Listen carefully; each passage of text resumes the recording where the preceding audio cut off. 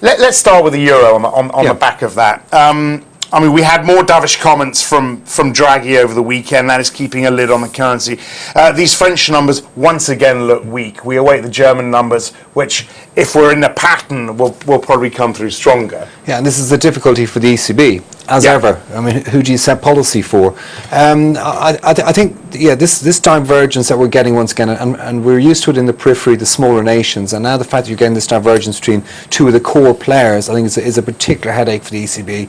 What Draghi said over the weekend was pretty clear. We're ready to do more, but actually his fixation, of course, is still on the inflation side, rather than this activity divergence. Right. And maybe then in that context, it's the numbers at the end of the week, because we get German CPI numbers on Friday. That might actually be the more relevant aspect for the euro and for ECB policy than this morning's numbers. Where do you see euro dollar going, though? Given these dovish comments, given what we're saying, and if the CPI number comes in a little softer than expected. Yeah, I think we will move back beneath 136 again. I think the squeeze that we've seen the tail end of last week was helped by a little bit of dollar weakness rather than a reappraisal of the euro. I think if the dollar numbers come back a little bit stronger, then people will, I think the obvious way to express it is just to sell this mini rally we've had in euro dollar last 48 hours.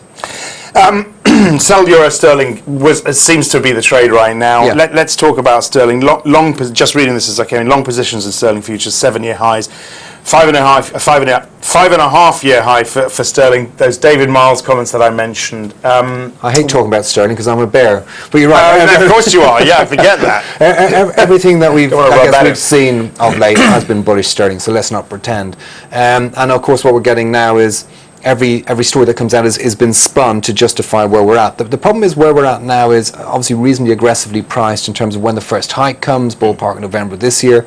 The IMM data that we had tail end of last week, which shows market positioning, shows the long in sterling back to levels we haven't seen pretty much in 7 years. Yep. So you've got a lot in the price. It's not to say you don't get more in the price, but now you've got the elastic band for me is just getting that little bit stretched. But the fundamental news flow has certainly been supported. You said you're a bear. What was your call on sterling, or what is your call on sterling? Well, we've got 162 for the end of this year. Okay. And we're drifting further away from that. Stretch, well, it's no harm looking aggressive. No, but I mean the basis was threefold. One, we thought the interest rate market was too aggressive, and we still do think that. We think the politics, Scottish referendum will undermine it, and then in the background you got current account deficit. New current account deficit numbers this week, by the way, worth watching.